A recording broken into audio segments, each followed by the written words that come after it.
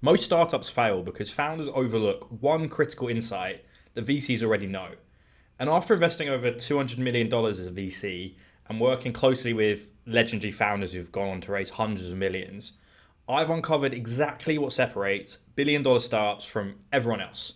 So in this video, I'm going to show you the proven insider tips you can easily use to build, scale, and fundraise successfully.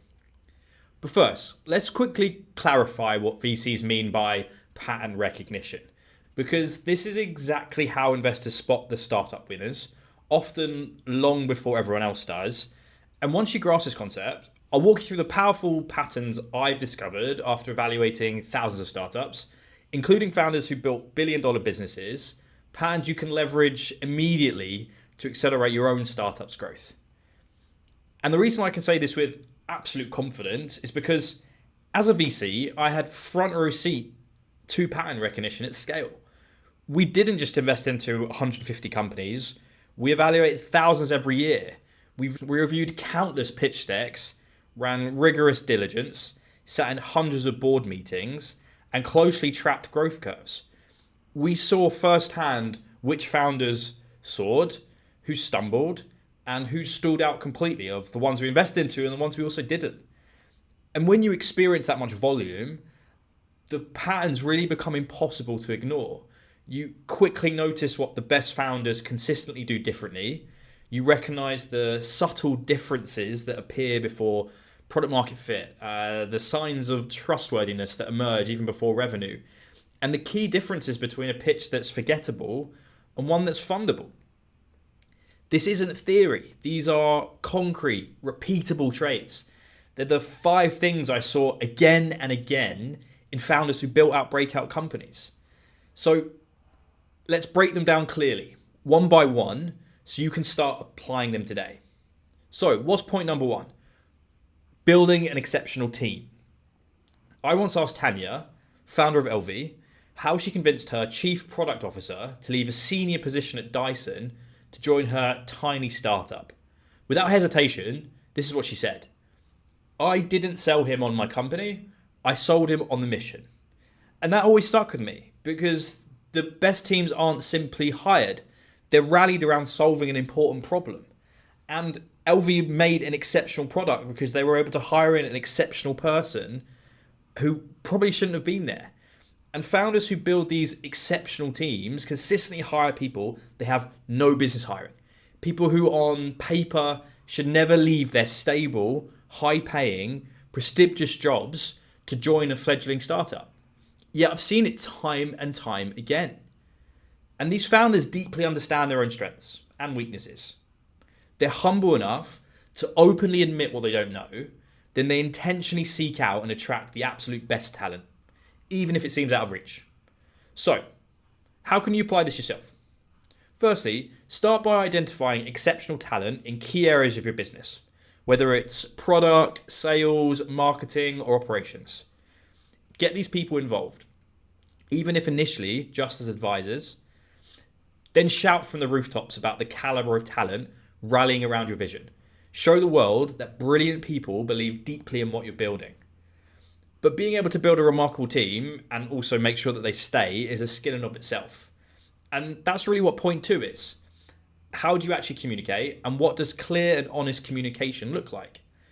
And if there's one trait that consistently separated the great founders from the rest, it was this. Now think about everyday life for a second. Imagine you're waiting at an airport, staring at the departure board, and your flight is delayed. But there's no explanation, no updates, nothing. You're stuck in limbo, frustrated and helpless. Now, that lack of communication isn't just annoying, it's stressful, damaging trust, and making you question if you ever fly with that airline again. Now, imagine investors feeling the exact same way about founders, because they do. Most people assume investors mainly worry about market size or competition. And yes, of course, those things matter. But behind closed doors, what top investors really worry about, what they actually talk about once the founder leaves the room, is this.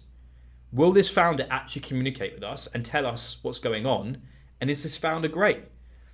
Because once we're invested, we're committed. And our biggest fear isn't failure. It's part of being an investor in this early stage. It's silence. It's discovering too late that something critical was broken. Or worse, that the founder lied or didn't tell the person exactly what was happening on. And this is why communication is such a powerful pattern recognition signal. It shows up everywhere, in emails, calls you have, investor updates, even during the very first pitch. There's nuanced communication that really factors in whether or not an investor believes that you have clear and consistent communication. And it permeates into everything: how you run your team, how you handle crises, and crucially, how you manage money. So how do you master it? The best founders I've seen consistently nailed three things.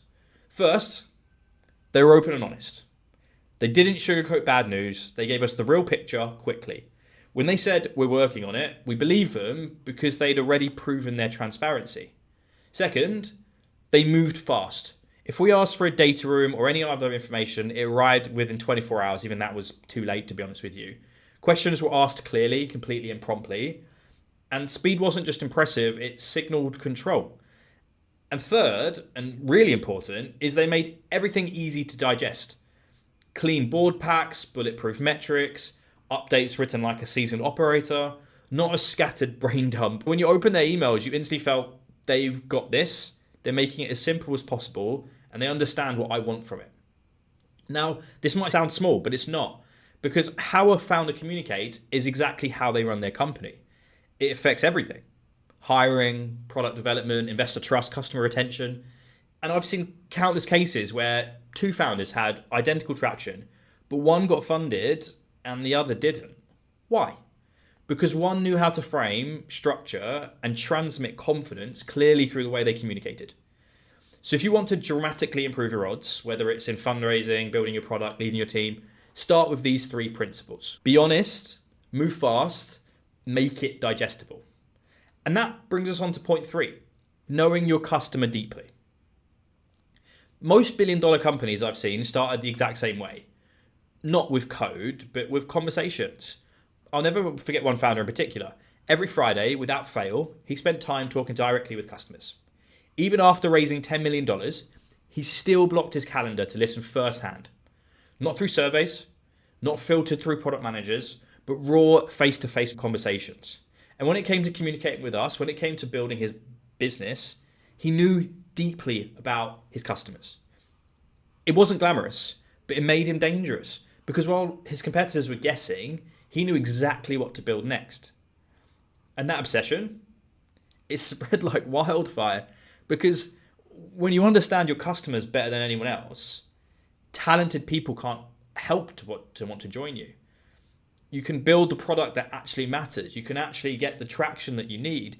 And when you're speaking to investors, when it comes to fundraising, they can see that you know and are deeply knowledgeable about your customer. And it's a big reason for why most of the founders you see who are successful are successful. And this brings us neatly into the fourth trait, which is budget discipline. Now, every founder says they'll be scrappy, but few actually are. But the ones who are really successful, they treat their burn like a product. They measure it, test it, optimize relentlessly. Take Stephen Mendel, founder of Bought by Many.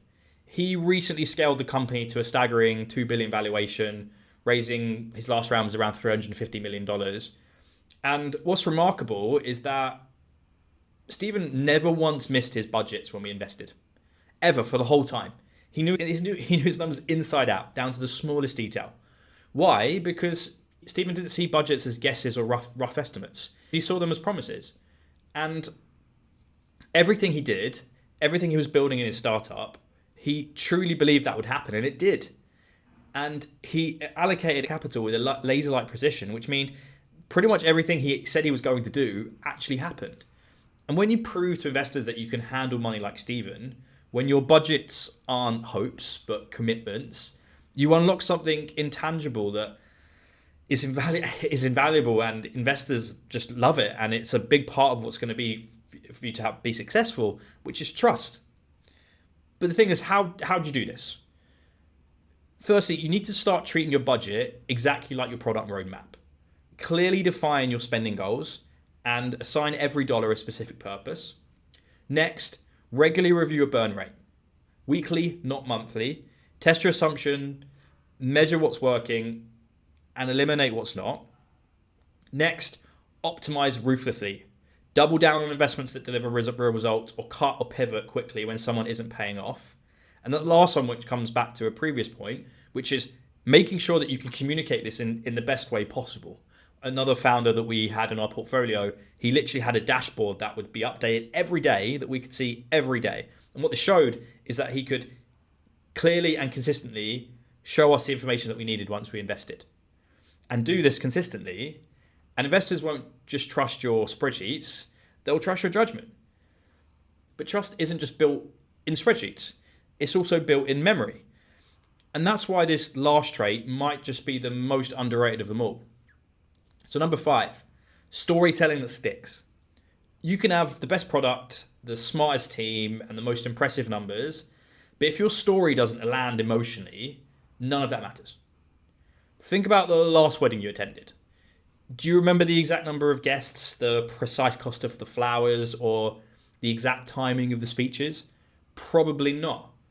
But I bet you remember the best man's heartfelt toast, or the funny story about how the couple first met, or some other type of story that happened during the event. And that's because stories stick. Numbers alone fade, but stories create emotional memories that last. One of the best storytelling founders I've worked with had a simple rule. If he couldn't pitch his company in a way that made his 10-year-old nephew lean forward and be interested and want to learn more, then the story wasn't ready. And that's your bar. But how do you actually do this? Always start with the human story first before you dive into numbers or market size. You've got to lead with a relatable character, a clear struggle, and a compelling vision for how your solution changes things. Then, and only then, use your data and numbers to back it up and prove the scale of the opportunity. Here's a simple storytelling framework that you can use right now. First, start with the person. Who experiences the problem you're solving? Make them real, relatable, memorable, whether it's you, whether it's a potential customer, whether it's some type of event you're talking about. Secondly, you need to highlight their struggle, because every great story must have a struggle. Struggle creates tension, and tension makes people lean in and listen and care about what happens next. If you don't have that tension, you'll never have a great story. And next, you need to show the resolution, because that tension needs release, and how you fit within that to solve the problem. And then, and only then, use data to amplify. Because once your audience is emotionally invested, then you can actually start to talk about numbers to prove that this is actually real when it's happening. And when you master storytelling, everything else follows. You can hire the best team, because talented people want to be a part of something meaningful. You can build a better product because your vision is clear and inspiring. You can close sales because customers feel the value of what you're offering. And you can raise capital because investors don't just see your idea, they believe in it and want to be a part of it. Your story isn't just words, it's the glue that binds your entire business together. And that's why every great startup I've seen, whether they raised 1 million, 10 million, 100 million, nailed all of these 5 points. That is, knowing your customer, attracts the right team, has strong communication, proves yourself through disciplined execution and budgeting, and gets remembered through compelling story. Each one feeds the next.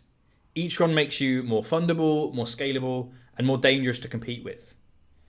Now, there's a process to make sure you're doing all 5 of these, and by doing so, it will make fundraising for your startup 10 times easier. And I've made a video just for you to understand, learn, and implement how to do it. And you can check it out by clicking this video here.